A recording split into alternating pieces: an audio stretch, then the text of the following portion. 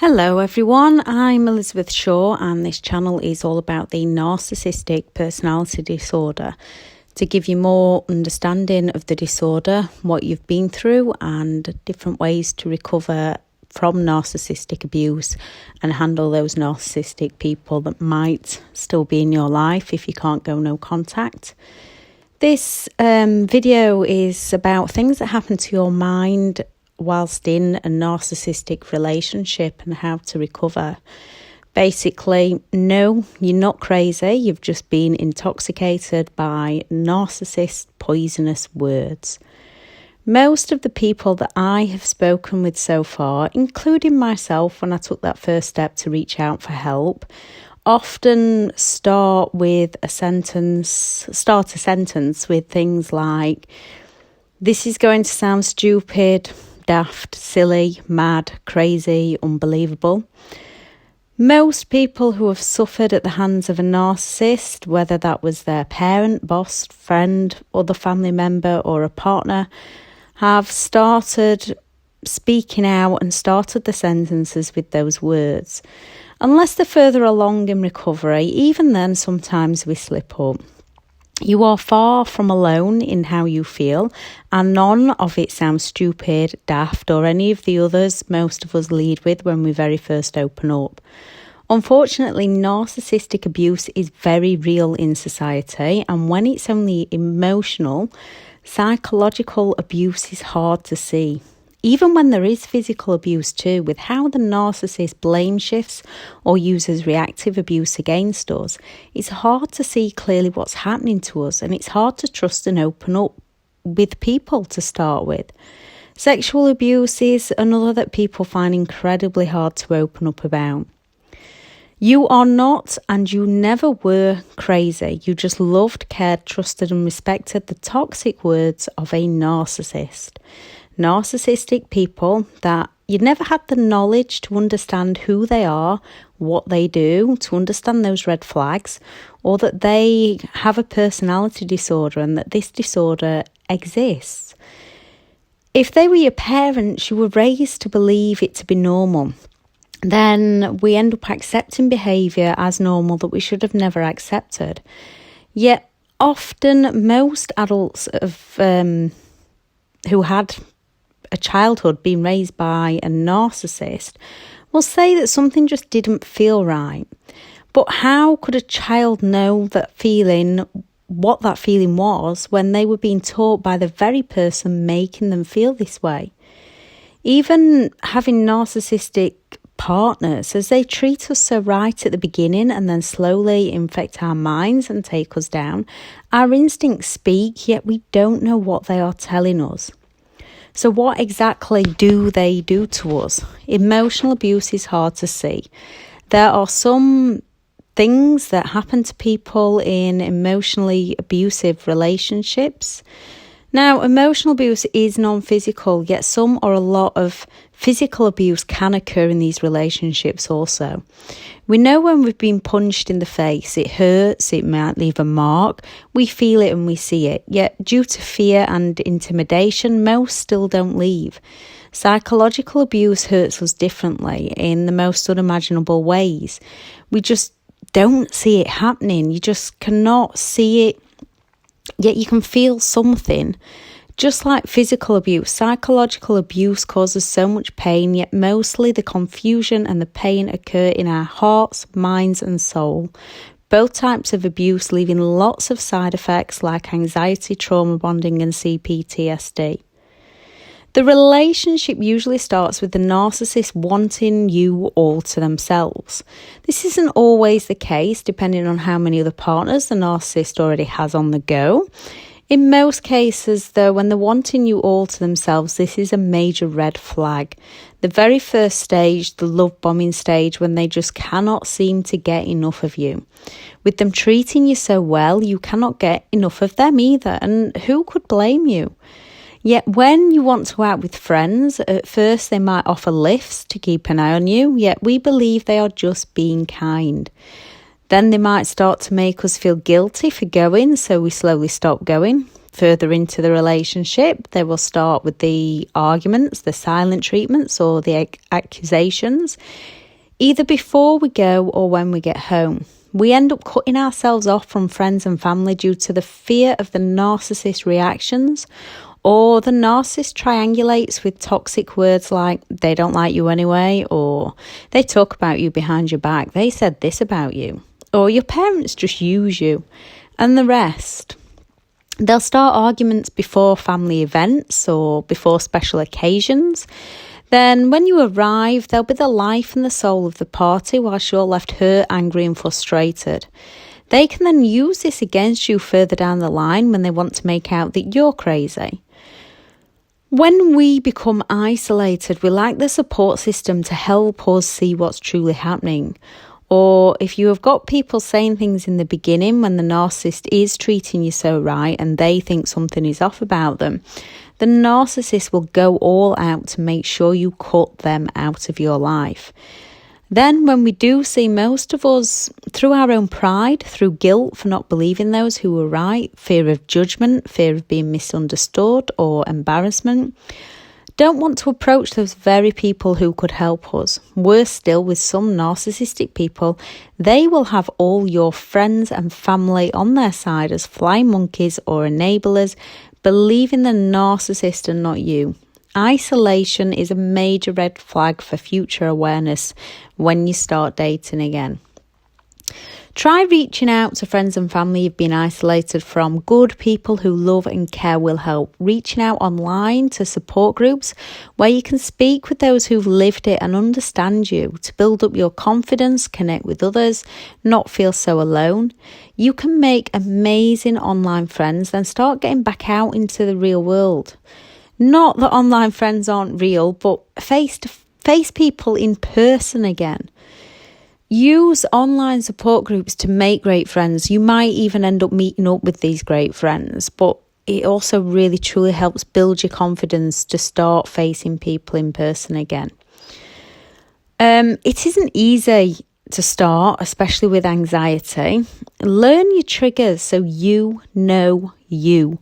Find anchor thoughts to keep telling yourself that you're okay, and to focus on those anchor thoughts when you feel that anxiety creeping up. Keep telling yourself that you're safe now. Start by just smiling at people and then saying hello. It will get easier the more you practice, and you will get there. Most people around narcissistic people no longer feel in control of their own lives, thoughts or feelings. The narcissist tells you that they are the only one to understand you, to care about you, to love you.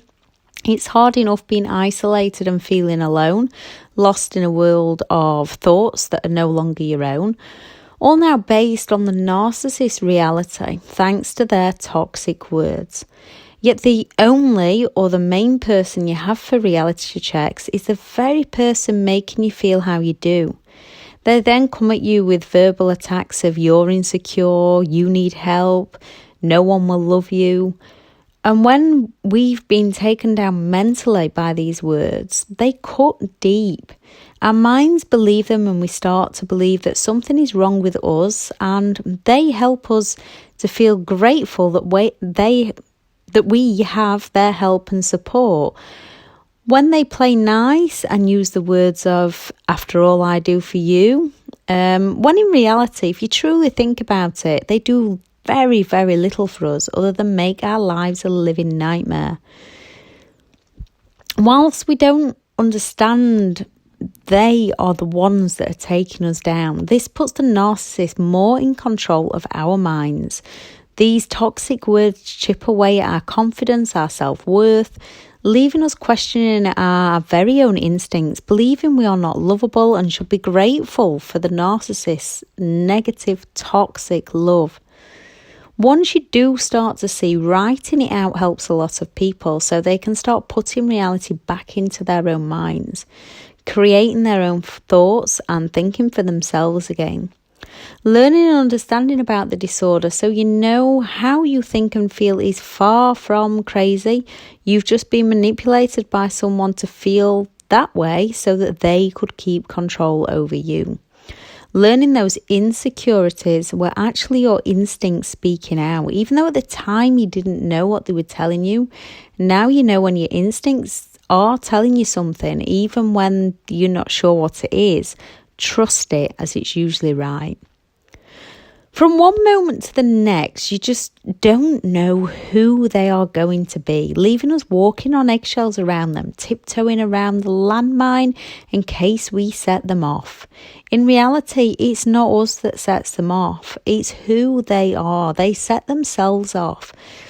This doesn't make it easier whilst you're living it or fresh out of it.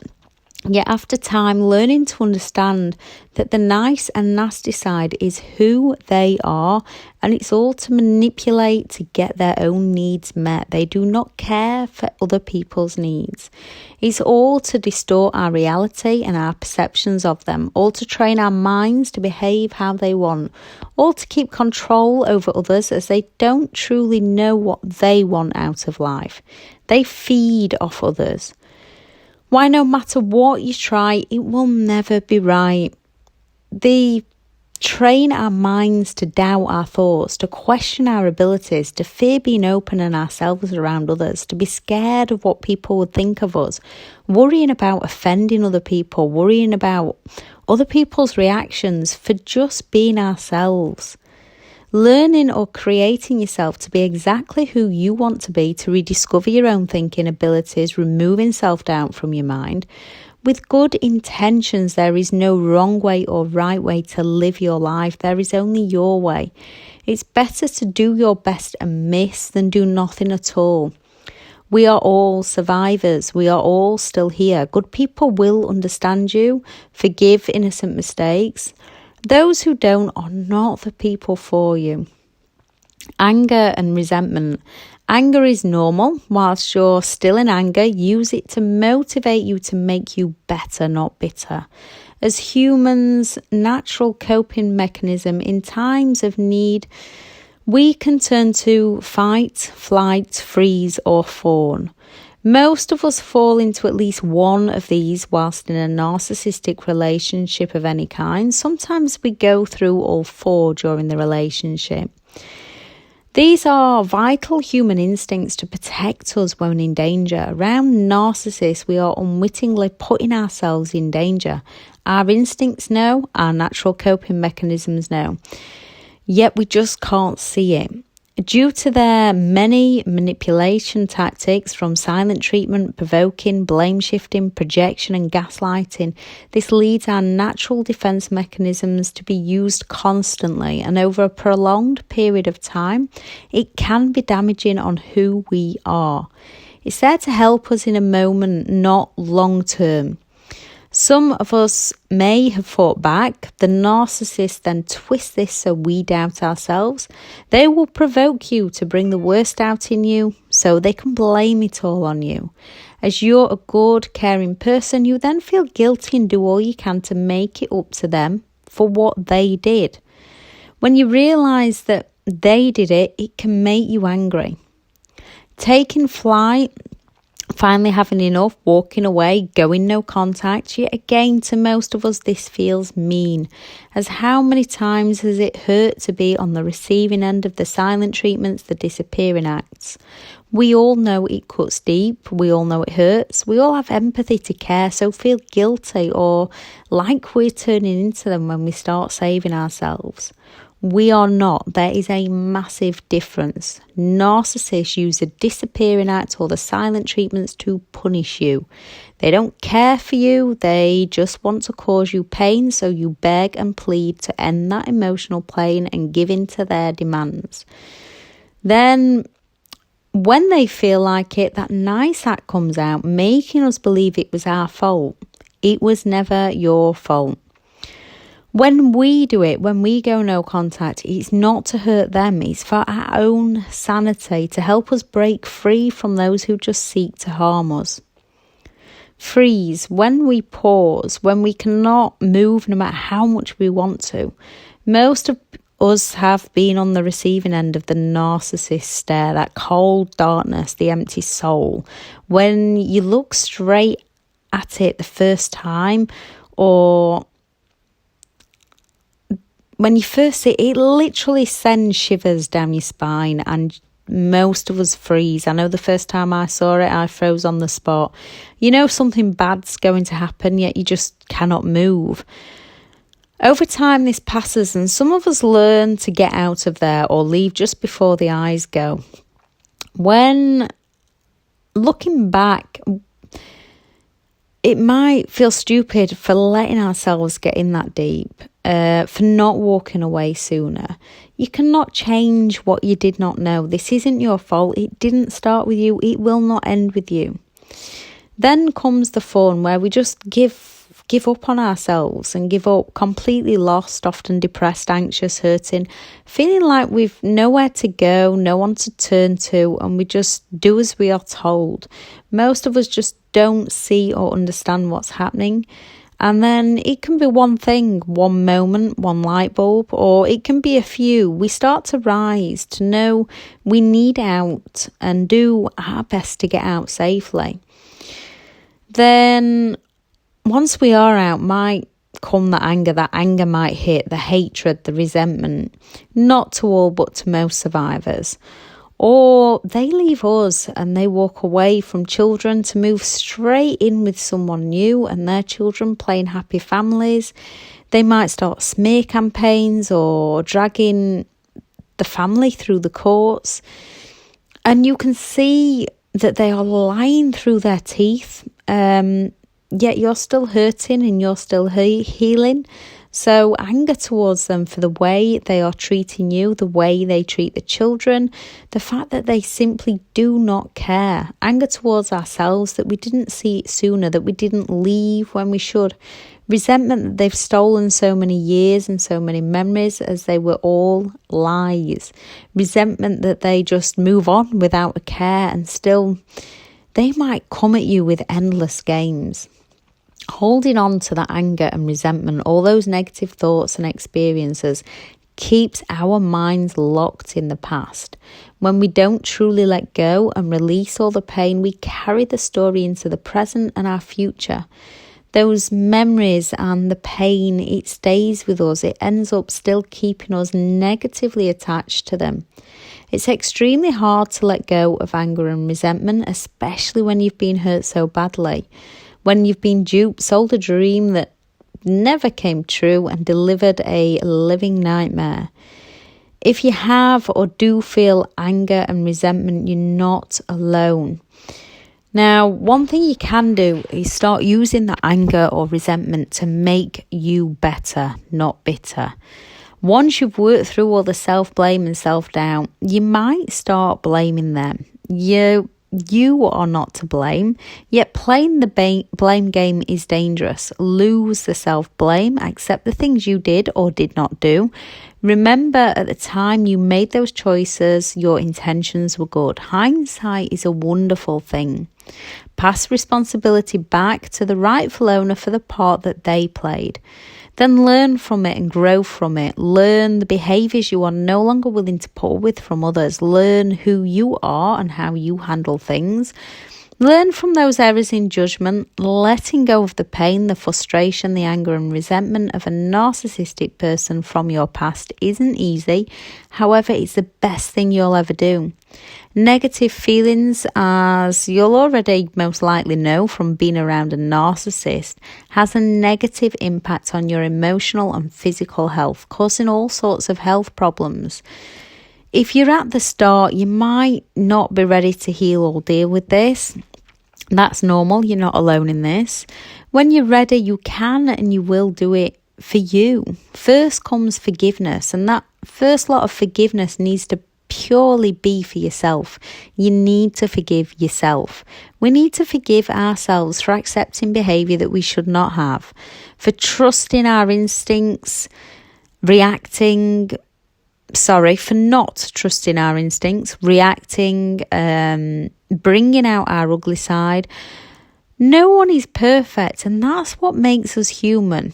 And knowledge and what keeps the narcissist trapped in the misery of being themselves is the fact that they can't accept that they make mistakes, whereas we can. They blame all others. They accept no responsibility and hold grudges forever, never forgiving. Whereas at some point, survivors do. When you do that, it's completely up to you, and it's when you're ready. You might be thinking at the moment, I'll never forgive, and if you are, that's fine. Most of us, not all of us, have felt that at one point in time or another. Accepting the past for exactly what it is, not worse than it was, not better than it was, no excuses, just what it was. This can take time, and it's also normal. Let go of any expectations you had of them, releasing the pain. It is a learning curve. Once you've learned, life becomes full of joy again, and it becomes full of happiness again. One main thing to start is looking at what to be grateful for in your life since you split up. If it's recent, find things you can do now that you couldn't do whilst you was in the relationship and start doing them for you. Most people, either in the relationship or once out, feel ashamed for being themselves, as a narcissistic person constantly puts us down and criticises us. Some do it obviously. You cannot do that, the covert narcissist. Some are a bit more subtle. I wouldn't do that if I was you, the overt narcissist. You're constantly being told that you're not good enough, no one will love you, you're too fat, you're too thin, you're stupid, you're insecure, you're crazy, and all the other negative gaslighting phrases that they use. It programs most people's minds into believing it. We then no longer feel good enough about who we are, the skin we're in, our own abilities, and this holds us back from being who we truly are. When the points out all our mistakes, our flaws and our insecurities, when they make them up as they go along and sink us further, it takes a piece of us every single time. It chips away slowly over time at our self-esteem, self-worth and self-confidence. We start to believe them and their poisonous words. They plant those seeds of doubt and they help them grow within us. Most of us learn to no longer open up. We shut ourselves off because they shame us into believing our feelings are not normal, and they invalidate us at every turn. Your feelings are perfectly normal, and don't let anyone ever tell you otherwise. This also means we start to question our own sanity. Was it them? Is it me? If only I... Am I crazy? Did I do that? Why don't I remember that? This again is mostly down to the gaslighting from the narcissist, psychological abuse that gets you to doubt your own reality and sanity. We lose more trust within ourselves and our own capabilities. We then also start to no longer feel in control of our own lives, our hopes and decision makings and our dreams, the promises that they just do not deliver, as the narcissist has constantly questioned what we are doing, where we are going, our choices in how we dress. We might start to worry that our own individual choice doesn't please them, and it might start an argument with them, again walking on eggshells. So we end up asking them, we start doubting ourselves and running our choices through them and going with what they approve of rather than what we approve of. You are far from alone. Everyone at one point or another gets embarrassed, has feelings of not being good enough. Even those who haven't been around narcissists have feelings of not being good enough from time to time. Our pride and our ego take a blow from the narcissist. Now's the time to reprogram your own thinking. Start with finding things or achievements that you have done, that you have achieved, that you are proud of, and focus on them. Focus your mind on them. Every time you start to feel yourself feeling low, feeling down, feeling overwhelmed, look for the things to be proud of, what to be grateful for. You can and you will. Look at others for inspiration that have done the things that you'd like to do. They are just a person like you. It is possible. People that have achieved stuff, it doesn't come easy to them. They'll have work to tick behind the scenes. If they can do something that you would like to do, you can do it too. Don't look to be better than others. Look to be better than you, to keep growing, to keep learning, to keep developing your own qualities and your own abilities. Just get started. Once you start, it gets easier. Don't look at the mistakes as mistakes. Look at them as lessons and go again. Acknowledge the achievements along the way. Open up to those who've lived it and will validate your feelings as normal, because they are normal. That will give you ideas on how to move on. Take those ideas that work for you, because we are all individuals, and leave the ones that don't. You can create new dreams, new goals, new hopes. You can create joy and happiness within your life. You can take back control of who you are. Start with the simple things, from how you dress. You're free now to choose for you, and don't let anyone tell you that it's not right or make you feel uncomfortable.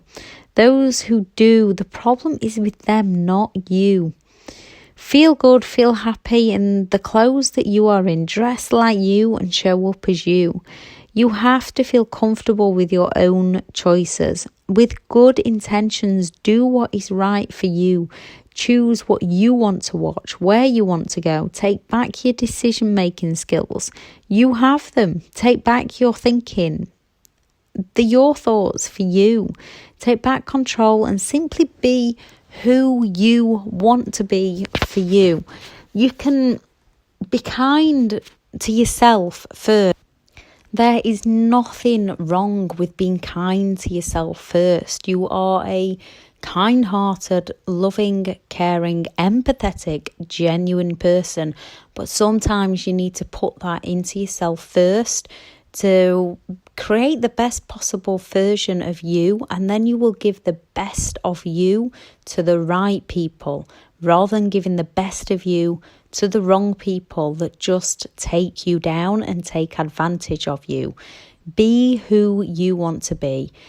Now, start looking at the things that you've got going for you in your life. Start creating those new dreams. Write in the comments if you feel up to it. One thing that you are proud of, one achievement that you are proud of in your life that you have achieved so far. Write one thing that you are grateful for, especially one thing that you're grateful for now you are free, if you're free. And be supportive of other people's comments. There's no need to drag other people down. Praise other people, help other people, raise other people up. You are capable of this, because most of us have tried doing this with the narcissistic person to our own detriment. Whereas when we start giving back to the right people, life becomes much easier, much happier, much more joyful. Life is hard. Life knocks you down sometimes, but it's all a case of learning how you can handle it for you, how you can get back up on your feet, and how you can live the best possible life for you and those good people around you. Thank you for listening. I do hope these videos are helping you. Please add in the comments anything you would like more information on. Bye.